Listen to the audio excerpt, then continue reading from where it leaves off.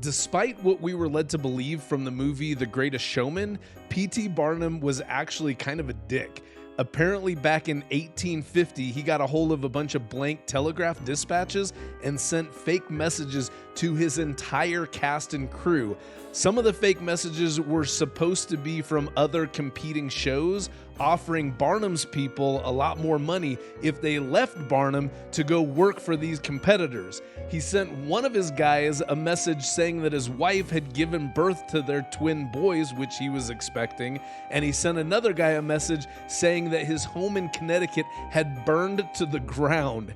And somehow, we don't know exactly how, Barnum was able to arrange for all of these messages to be delivered to everyone basically simultaneously. So everyone was wrapped up in their own very good or very bad news at the exact same time, which made it take even longer for people to figure out that it was all just one big prank. And I guess some people who received those fake job offers actually went to P.T. Barnum and quit. They gave their 2 weeks notice or whatever. And so this is part of the origin story of wire fraud. Now, to be clear, what P.T. Barnum did wasn't actually wire fraud. It was using telegraph paraphernalia, and it was lying, and it was clearly a dick move, but it wasn't wire fraud. If you'd like to earn CPE credit for listening to this episode, visit earmarkcpe.com. Download the app, take a short quiz, and get your CPE certificate. Continuing education has never been so easy. And now, on to the episode. Hello, and welcome to Oh My Fraud, a true crime podcast where our criminals are interstate wire fraud perpetrators, not intrepid piano wire strangulators. I am pretty sure strangulator is not a word. And I'm pretty sure that you're right. I'm Greg Kyte. And I'm pedantic Caleb Newquist. Our grammar Nazi in residence. Caleb, before we get into wire fraud and today's topic, I just want to read a listener review real quick, as we've been doing lately. Michelle W. says, love the podcast. Who says CPE can't be fun? I never thought I'd get CPE credit where sister wives and escaping polygamy would be mentioned along with biodiesel fuel. Well done and entertaining. Thanks, Michelle W. So if you like Oh My Fraud, please take a minute to rate the show, write us a review on the platform where you listen, Apple, Spotify, Earmark, wherever. Do us a solid. But anyways, Caleb, changing subjects, Yes. I'm interested because, since scams are, it seems like it's really kind of become part of our everyday life, from scam phone calls to spam emails. I'm wanting to know, how close have you come to being the victim of an email scam, or have you ever actually been a victim of one of these types of scam, like clicked on a bad link or inadvertently downloaded some ransomware or sent some money to a Nigerian prince, anything like that? How close have you come? I'm sorry to say, not very close at all. Oh, you're or happy to say? I suppose. Right. I suppose so. Email scams. I guess I remember getting my first email address. And so I was a youth, of course, when email was the hottest technology out there. Right. And so, I was one of those young people who was very tech savvy. And so I don't know if email scams were really going to happen to me. Gotcha. Plus, they were always very obvious. There was always typos or bad syntax and stuff. And I don't know, they were just kind of bizarre. And I don't know, clearly fraudulent. And now that I've said all that, I'm excited to fall for one in the next week or so. Right. But the things that come to mind more recently, do you remember the IRS scams that were running rampant for a few years there, where people were just getting phone calls, mostly from guys, from men with heavy Indian accents, and they were threatening people with with arrest and imprisonment because they owed these taxes to the IRS. Give us your credit card number right now. Yeah. And there was and it was going on for years, and I got many of those calls, and I was still at Going Concern at the time, and so I was covering those stories, and Gotcha. I did not fall for any of those either. But in any case, I don't know, the scams of the internet. The text messages are a little better, but for the most part, there's always something. They're always struck me as highly suspicious. Right. Right. It isn't like, I don't know. I can't be. We're all capable of being conned, right? Sure. But I don't know. I think I need a human touch if I'm going to be conned. You know what I mean? Right. You need somebody in the flesh who's stealing your money, not just a poorly written electronic message of some kind. Yeah, and hopefully they're good looking at least. That would make it a little bit. That makes me an easier mark probably. Gotcha. Anyway. What about you, Greg? Well, it's funny you talk about text messages because I actually had a very close call. I think it was just last month, or maybe even just like 2 or 3 weeks ago. I received a text message. It looked legit. It didn't have nothing that you said was in the text message. Was no bad grammar, no weird word choices, anything like that. What the text message said is it said that I had a package some package I had ordered that couldn't be delivered, and it was being held in a warehouse somewhere because it had an incomplete address, is what they said. And the text message included a link that you're supposed to click to be able to, provide your full address so that they could deliver the package. And I think you'll back me up on this. Nowadays, it feels like you probably have a 50-50 chance of any particular day that there is a package that's on its way to me from somewhere. Yes. There's enough I do enough Amazon, etc. ordering that I feel like, I've got shipments coming pretty much just regularly. And at that point, I was waiting for a couple of things from Amazon, but I think it was like that Amazon marketplace where it wasn't Amazon, but it was a seller that was selling through Amazon, that kind of thing. So I was like going, I bet you it's that package, and that, that they screwed up the email address. I looking back, I'm 100% certain that I absolutely would have clicked on the link to give them my address.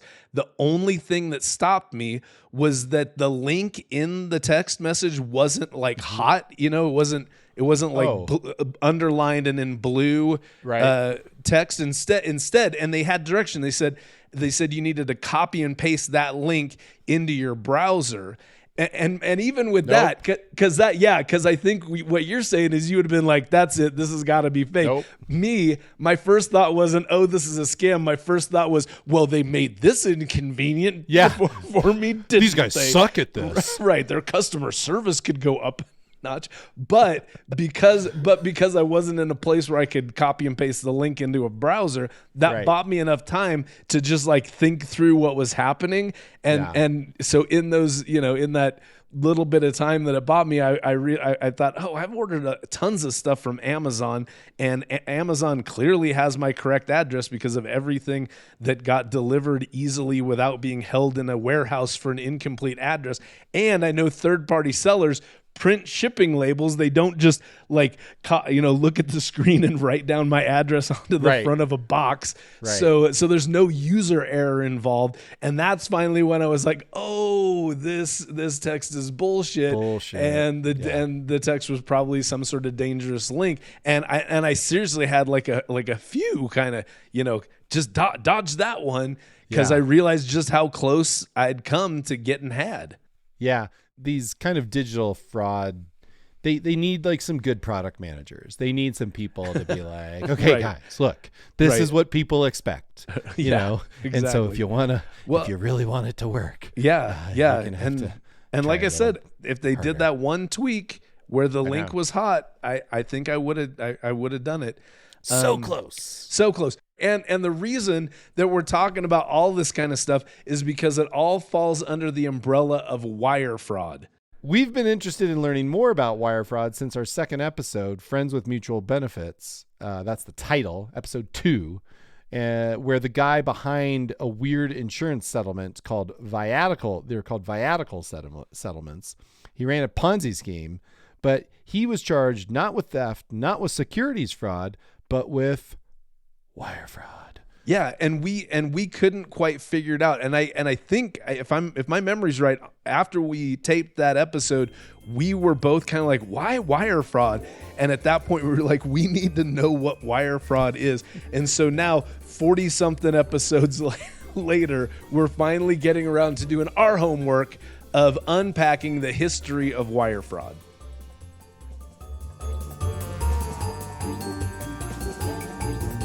Now, we can't tell the history of wire fraud without getting into the history of mail fraud, because the two are inextricably linked.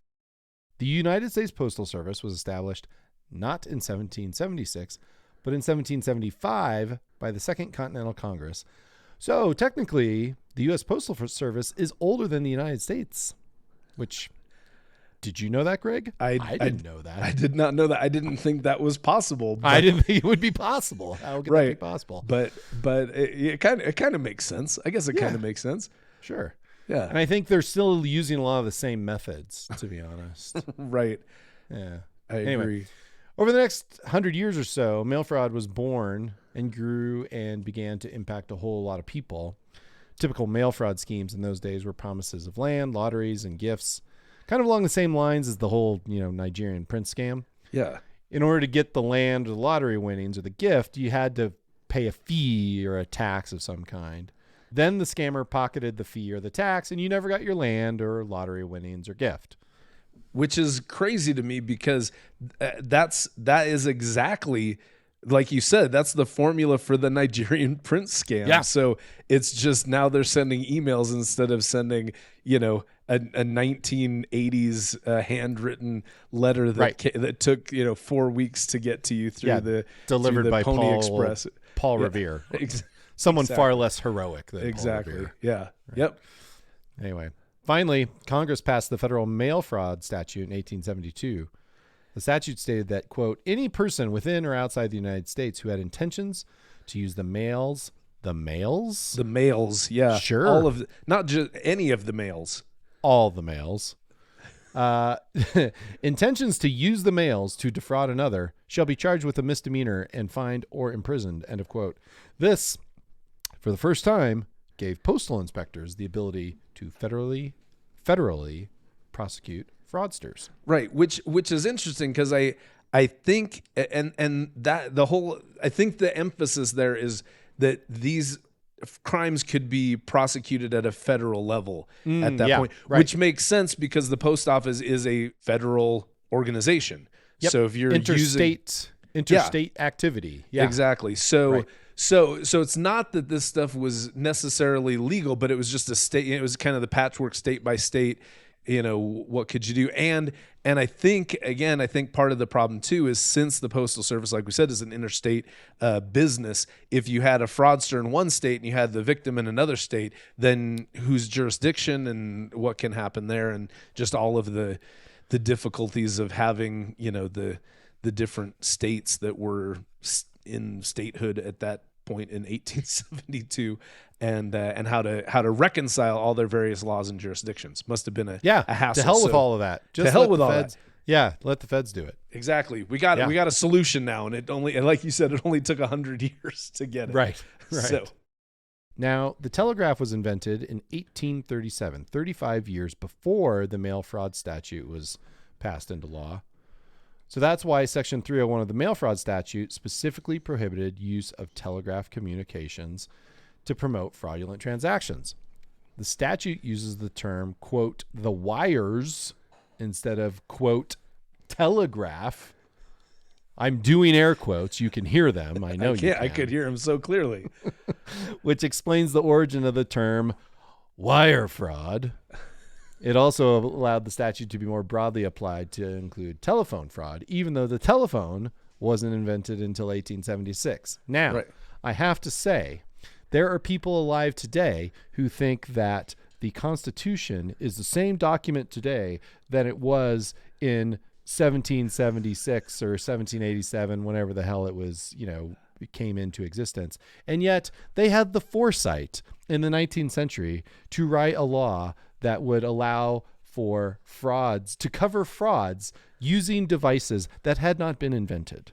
So that to me is quite remarkable. And I know it's kind of a sidebar, but that just came to mind right now. Right. So anyway, and so thanks for indulging me is what I'm saying. Exactly. And it's good that you said that, but also, as we'll see, the statute, the mail fraud statute, even though it included the wires, and because telephones obviously also use wires, that's why they were able to be the same law was able to be applied to them. But once you get to things like cell phones and email and internet, then all of a sudden you're going, how much is wires and how much isn't? And, when does it get beamed up to satellites and things like that? So they did have to make some changes, and they do have to continually make changes to these statutes to make them effective for all forms of communication, to make sure it's broad enough to get all the bad guys. Yep. Snagging everybody.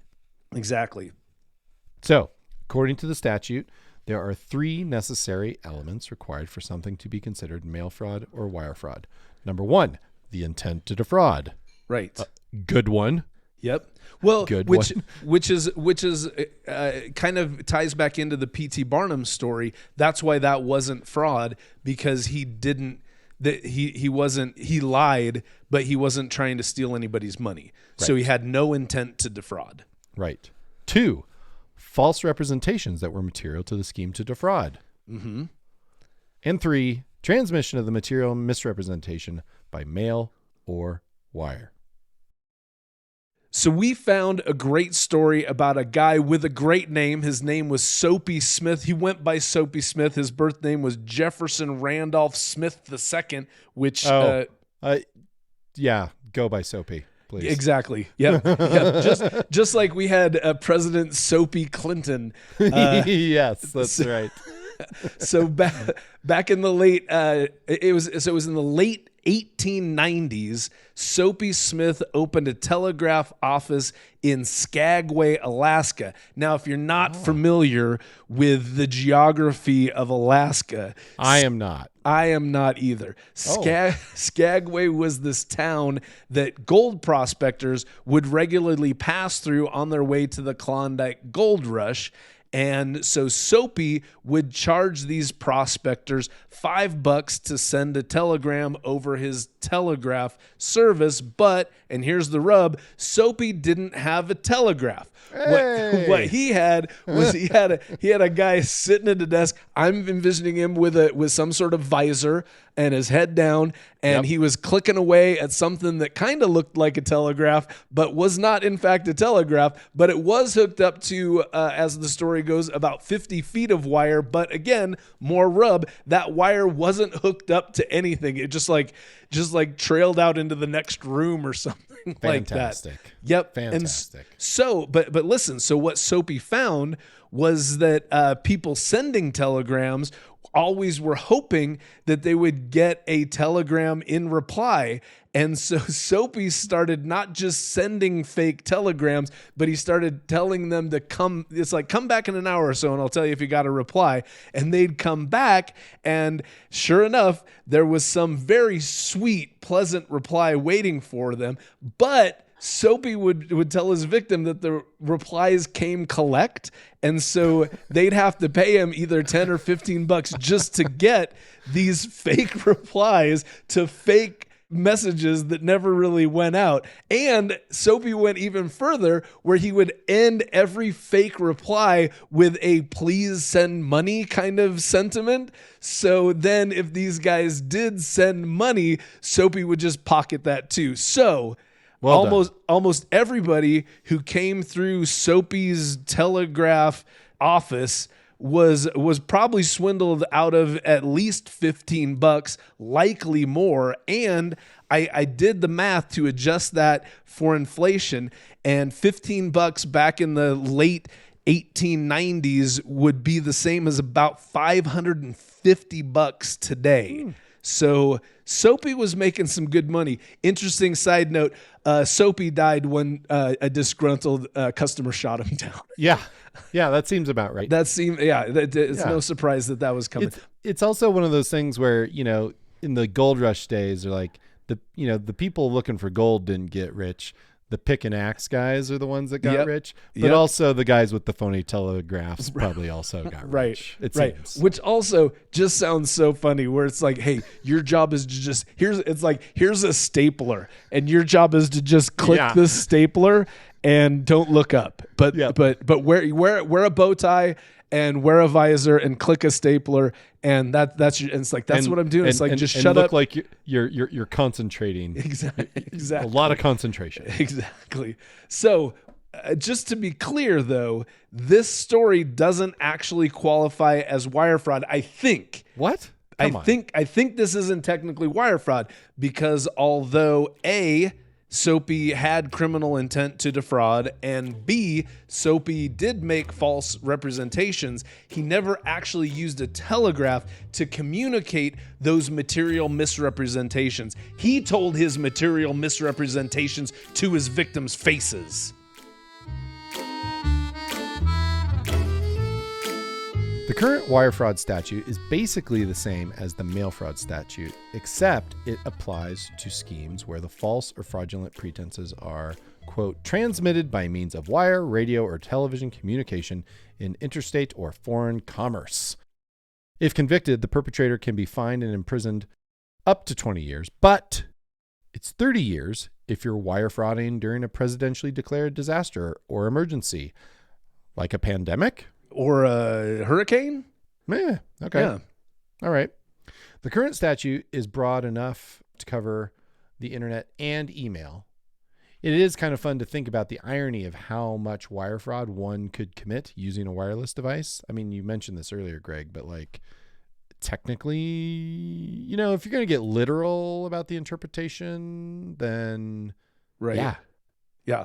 Well, and I mean, and I'm sure. I mean, there's wires underground. I'm sure we're using wires right now. Yeah. I don't yeah. know. There's Yeah. probably no getting around it. There's no and yeah, exactly. And again, I think at this point, wire fraud is more. It's a cute vernacular that includes a lot of things that include wire, like you said, Right. wireless I'm sure technology. Yeah, I'm sure there's a Supreme Court case that kind of like settled this long, long ago. Right. That said, somebody's like, excuse me, there were no wires. And the judge is like, it's wire fraud. Right. And it's Right. like, Well, that was the end of it. But when they codified, a lot of the different federal regulations, that's when that's also my understanding when they updated the wire fraud statute so that it does. And you read an actual quote from it, so it is. Yep. It does include radio or television communication, which is beamed to you. It's not over the wires, so Right.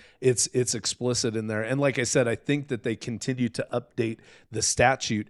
So it's like, hey, listen, Bluetooth, it's still in there. That That's kind right. of thing. So Yeah. The statute of limitations for wire fraud is 5 years. However, it is extended to 10 years if the fraud affects a financial institution. Banks get all the breaks, man, don't they?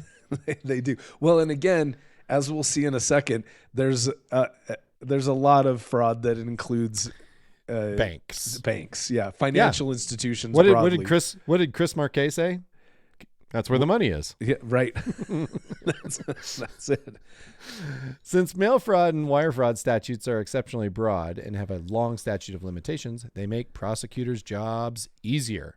That's why we see so many wire fraud convictions. Some critics, and even some judges, have argued that mail and wire fraud statutes are actually too broad. Yeah. Did you read any of the arguments for or against that? I did not get a chance, but now that you mention it, I'm kind of interested. They're not. I don't find them compelling at all. Because they were kind of like saying, well, it makes like contract law more difficult because, and I'm like, why? Because you're afraid that you're afraid that your lies are gonna be. I don't know, the lies that you put in a contract and then email are somehow gonna be. It's still a lie. Why are we worried about this? Yeah, misrepresentation. Yeah. I don't know. I kind of feel, again, I'm a goody two shoes when it comes to this, but I want aggressive wire fraud laws. Yeah. I don't know about you, but I want them to be aggressive. I'm good with it. And again, and they call these types of laws, they call them federal auxiliary laws. Yep. Because it takes laws that are enacted in most, if not all states, but then elevates them to the federal level so that the crimes can be prosecuted on a federal level. Right. And so like anytime, even if there's a Ponzi scheme in your little country club that doesn't go outside of your home state, if it's a big enough crime, the FBI is coming in to take your ass down because of the wire fraud statutes. Yep. And because of federal auxiliary laws. That's the vocabulary word for today. All right, Greg pulling out the technical lingo, man. I did work. some research for this one. So he does research for all of them, folks.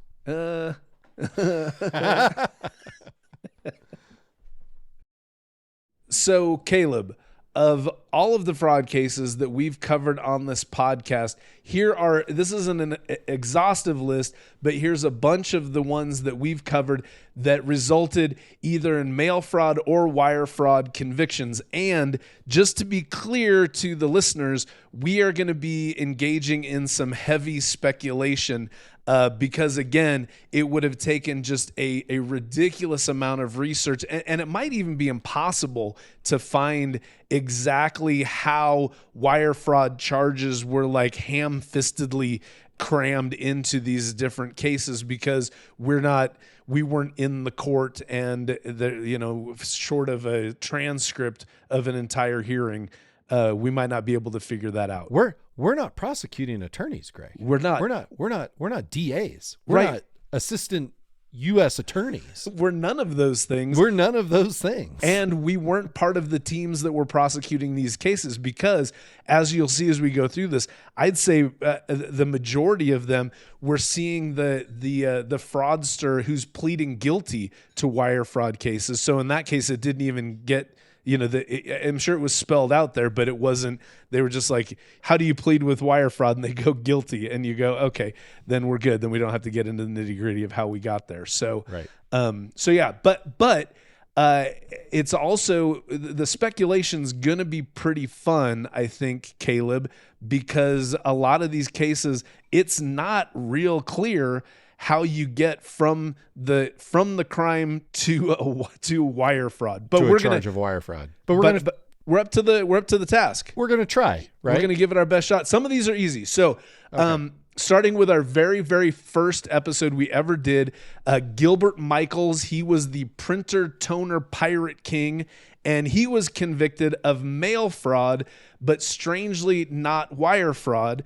The mail fraud charge came because he would send these phony invoices to companies for toner that was either way overpriced for what they asked for. It was just false all around.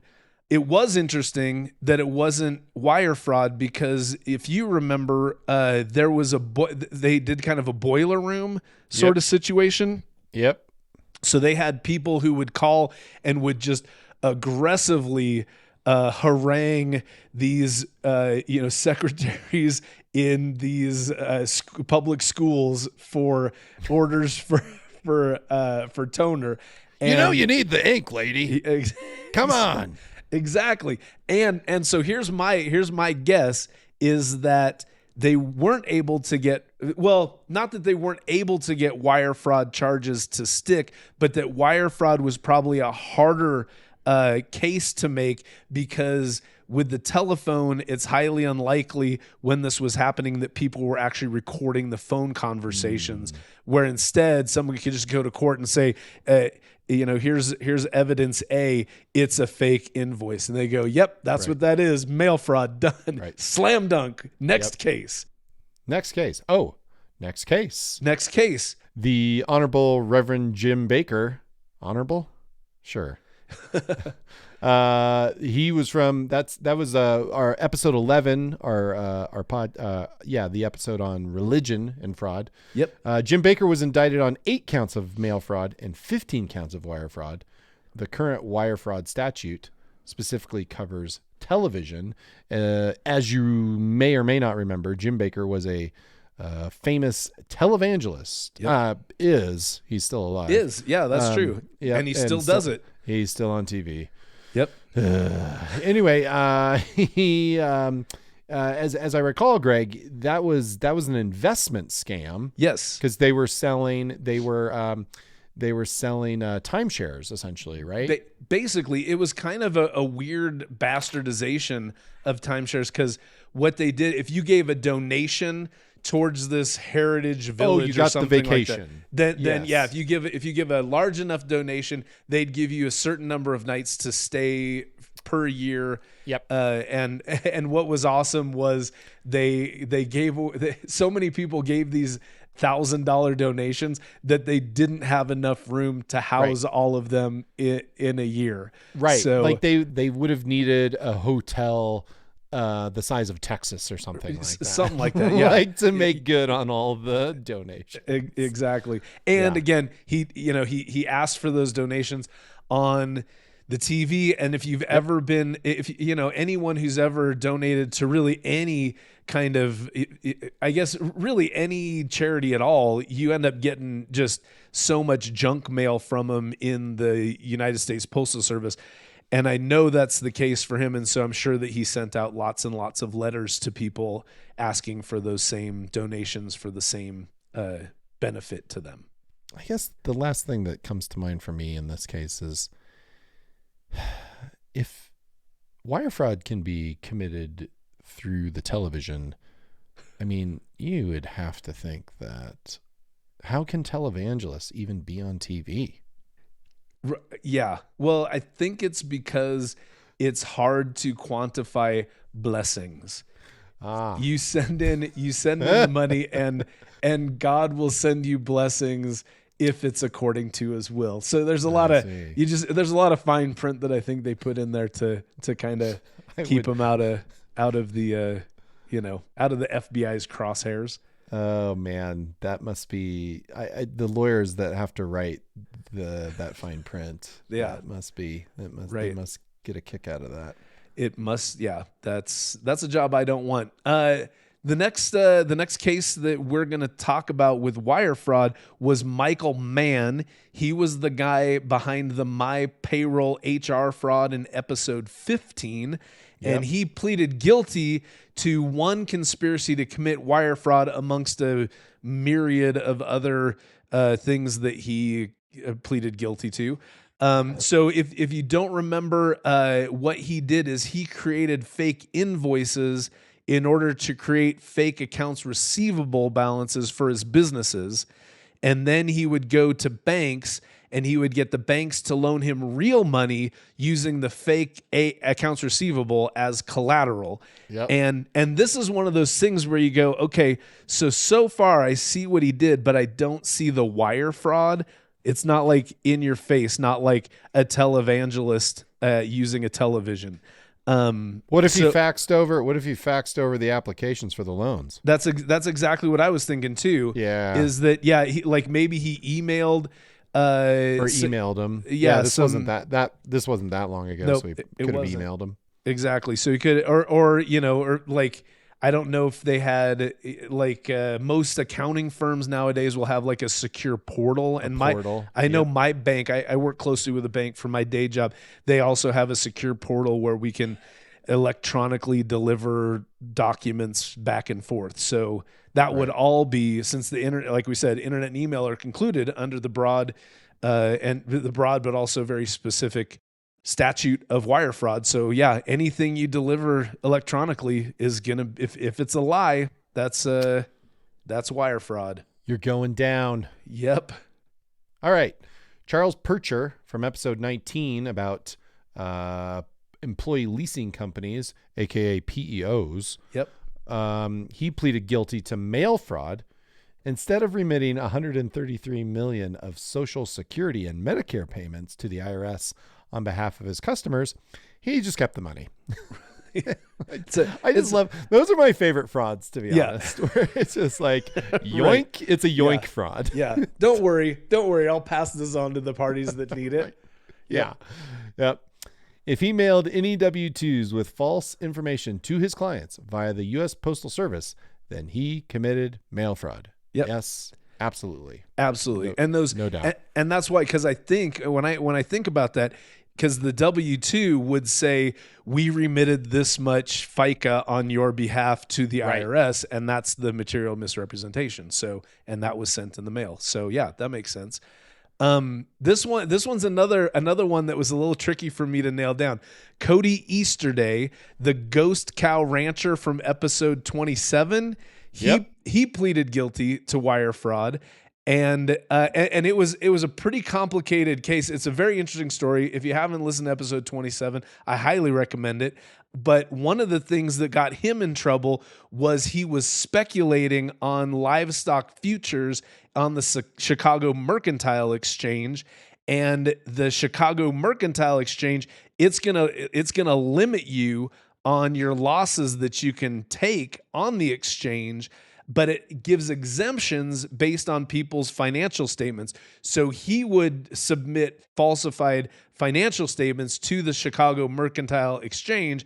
And so again, I'm assuming since it was wire fraud, not mail fraud, that likely he submitted those false documents electronically, which would then get him in trouble with wire fraud. Also, there was also the part of this whole problem with Cody Easterday was that he would receive advance payments from Tyson Foods. So he would be raising this cattle, and once it was slaughtered, it would eventually be purchased by Tyson Foods. But it's such a... I thought Tyson did the slaughtering.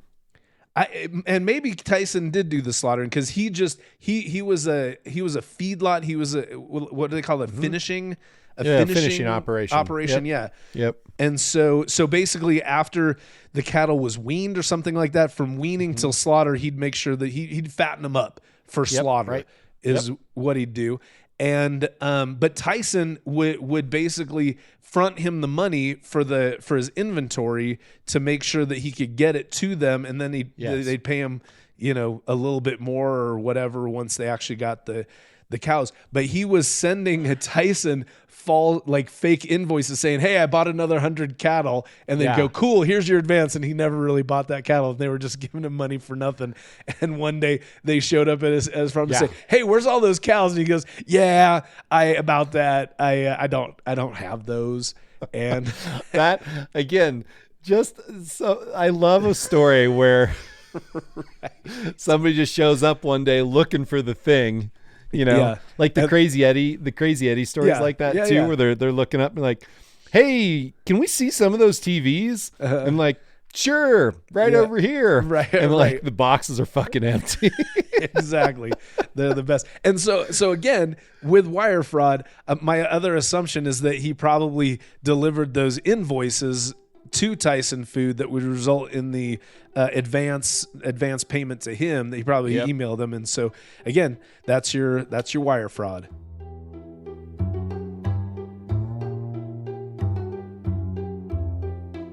So Caleb, now let's get into a few cases that I think were harder ones, and by harder ones I mean these are the ones where I was having a tough time trying to figure out exactly how wire fraud or mail fraud came into the equation on these. And so we're going to look at these two cases at a time. So the first two cases, because the cases were very, very similar, we're going to look at Rita Crundwell.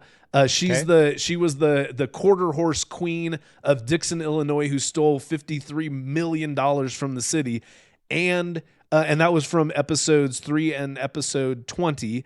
And then also we're going to look at Sister Mary Margaret. She was the nun who stole $835,000 from the Catholic elementary school of which she was the principal. Great case. Both of them are great. Yeah. But what they did, they were very, very similar schemes.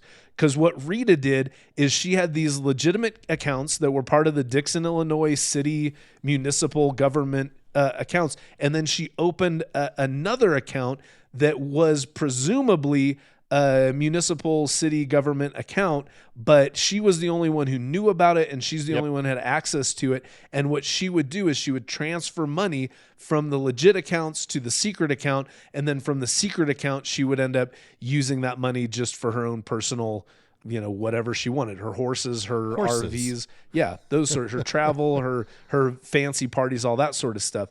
And then Sister Mary Margaret did basically the same thing, where she had a account that was basically the checking account for the school, and then there was another account that was the account for the what do they call it? The nuns live in a what? Convent. It was a convent account. It was an account for the convent, and the elementary school had a lot of scrutiny over that. The convent account, she was basically the only one in charge of that, and there was much less scrutiny on that. So she'd transfer money from the elementary school account to the convent account, and then she'd use the convent account to basically pay off her gambling debts, because that's right. This nun who swore an oath of poverty had $800,000 of gambling debts, which is wonderful in its own right. But Caleb, when you think about that, this is where my mind went, trying to figure out how wire fraud, because in both of those cases, they both pleaded guilty to wire fraud.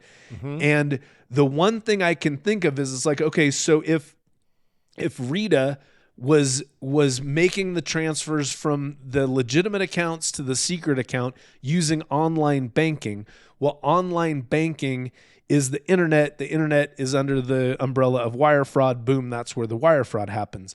But where my brain gets stuck is that the three components of wire fraud is you have to intend to defraud, and you have to make a false representation, and that false representation goes over, in this case, the internet.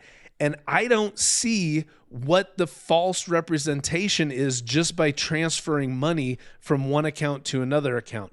I can go online I have multiple bank accounts with my bank, and I can go on and I can transfer money from one to the other, and I'm not saying why I'm transferring the money. I'm just doing it. So there's no representation at all. There's just an order placed to transfer money. Do you see what I'm saying? So that's where I get stumped, and I go, I'm not sure exactly how this was wire fraud, unless this is where we get really deep. I mean, the misrepresentation is that they then absconded with the money, right? Yeah. Yes. And that's because I think you're going the same way my brain was, where it's like, is the implication of transferring money that it's implied that the transfer of money is for a legitimate purpose. Right. And so so it's an implied representation of this is a legitimate transfer. And so that's the misrepresentation. Right. Well, because is it scienter?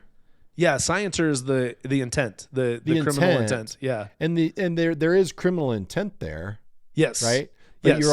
You're also saying there's got to be a false misrepresentation. Yeah, and that's what I'm saying. It's not a false misrepresentation. Yeah, right. That's a double negative. I think. Right, it is. A false representation. The false representation that the money, that there was a legitimate purpose for transferring the money. And like I said, that's the best I can get to, is that that maybe there's that's a decent hunch, Greg. It is, and I don't think it's a bad one too, because I don't know how much you remember like studying tax law back when we were in school. I hated that, because you'd have to find the one case where they made precedent.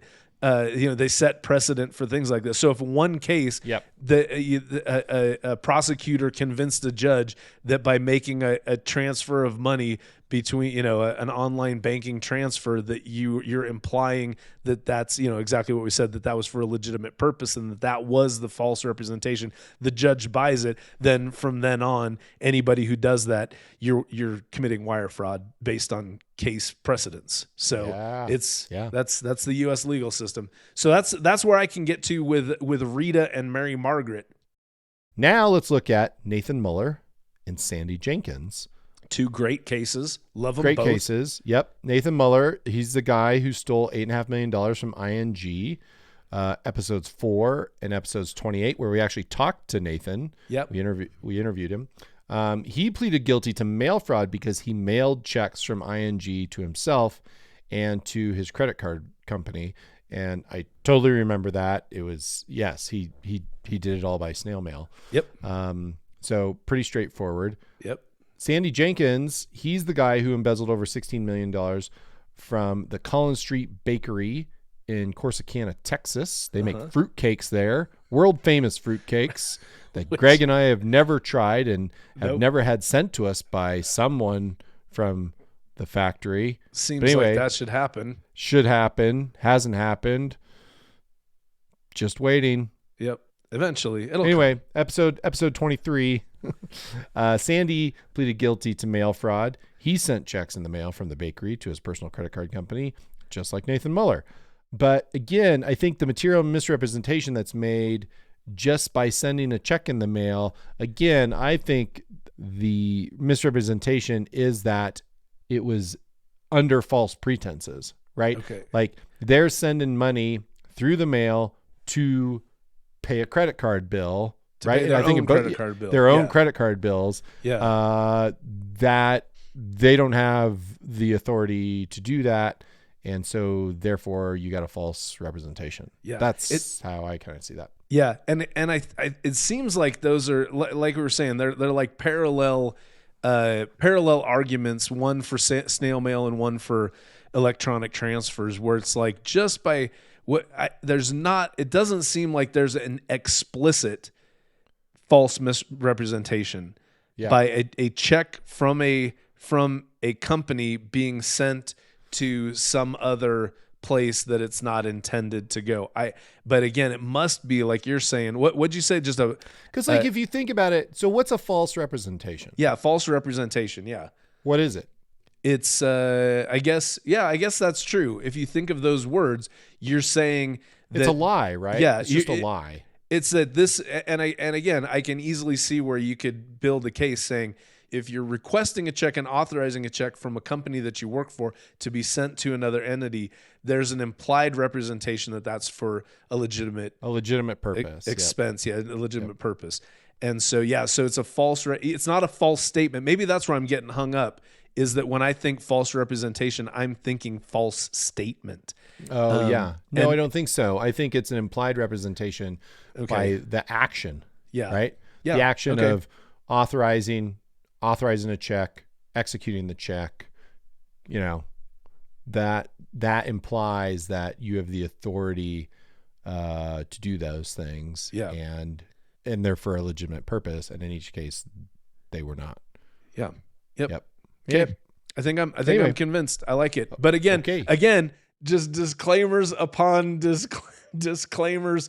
This is speculation. So this is those are our best guesses of how that works. But if you're listening and you're a U.S. attorney and would like to come on and talk about it with us, we would love to have you. Exactly. Send us a line at ohmyfraud@earmark.com. But Caleb, just to round out all these things, I did think this was fascinating. And you might be surprised, but maybe not, especially at this point, that Ken Lay, the founder and chairman of Enron, he was convicted of 2 counts of wire fraud, also amongst a whole basket of other charges that he was convicted of. But and now at this point, I think this is the more interesting fact. Jeff Skilling, who was the CEO of Enron when everything went down, he was not convicted of any wire fraud charges. Skilling was convicted of 1 count of conspiracy, 12 counts of securities fraud, and 1 count of insider trading, and 5 counts of making false statements to auditors, but nothing on Jeff Skilling about wire fraud. Weird. What I think is interesting about that is that's obviously one of the biggest cases in U.S. history. It's definitely played it was so much a centerpiece of my entire accounting education when I was in college and I got to imagine that it still plays a prominent role in people's educations today. And again, a fraud that clearly was securities fraud. But and not that they didn't get charged of securities fraud, but they were able to just say, hey, also wire fraud is part of that. And they tacked that on. Also, another interesting just end note for this podcast is that Bernie Madoff was convicted of both mail fraud and wire fraud for his Ponzi scheme. So I would say the 2 most notable fraud cases of our careers both involved mail and or wire fraud.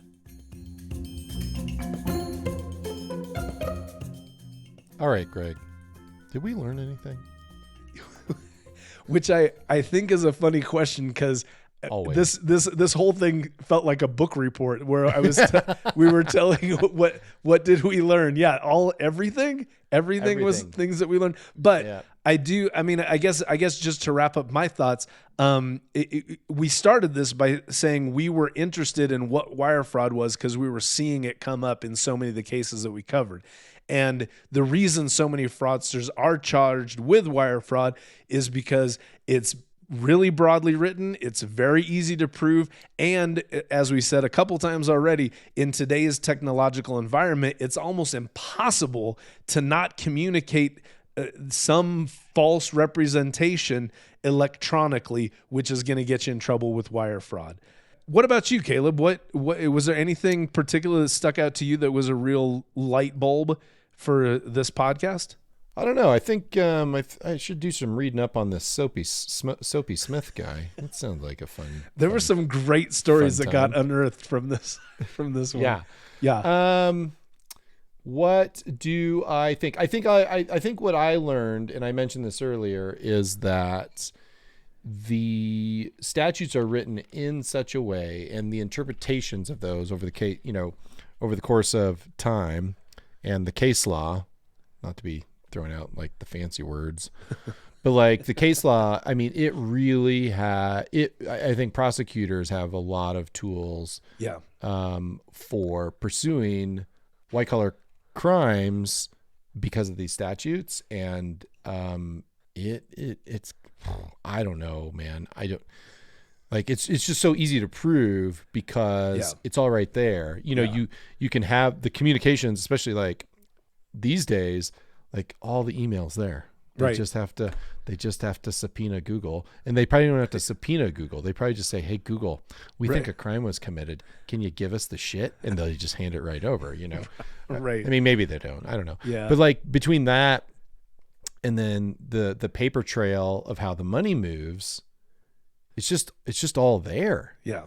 Yeah. And when it's kind of crazy to think about. It's like how they piece this stuff all together when they prosecute somebody. Like that's a lot of work, right? Like, but the wire fraud and the mail fraud statutes are such that it makes their job pretty easy. Yeah. Because it's so broad, and the courts have given them leeway to pursue those crimes.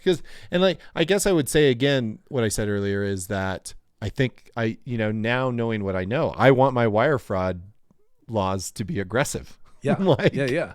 I don't want anybody fucking around. Totally. Because, and I mean, here's the other thing I'll bring up that is kind of off topic, but what I don't understand is like the sentencing.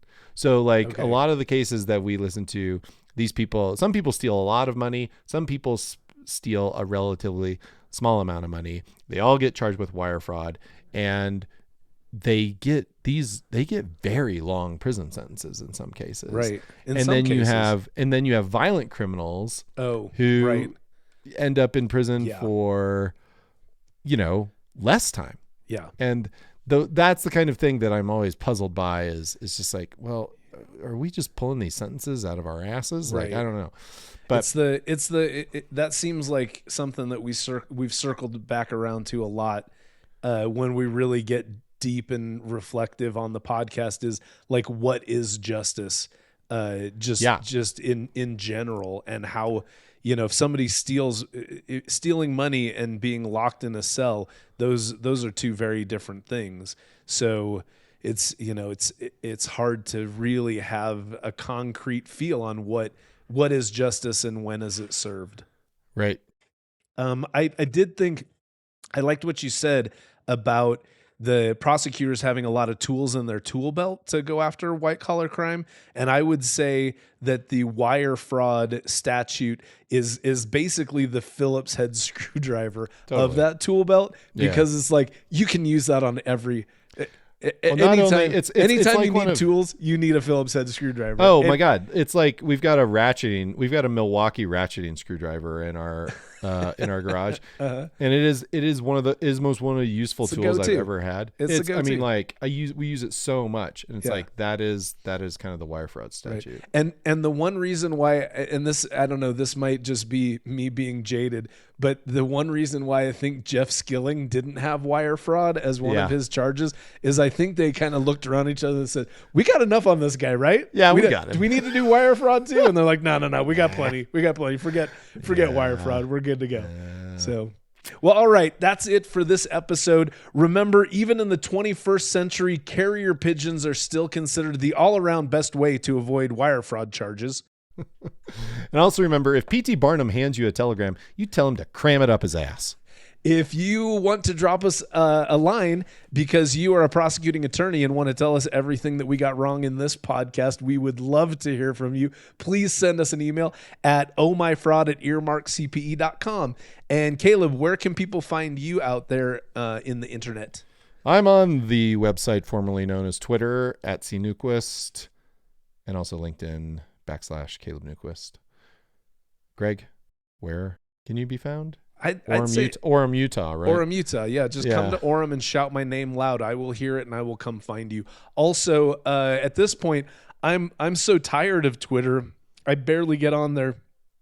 LinkedIn, I'm only a little bit better nowadays, but LinkedIn is a good place to drop me a message if you need to. I'm there /Greg Kyte.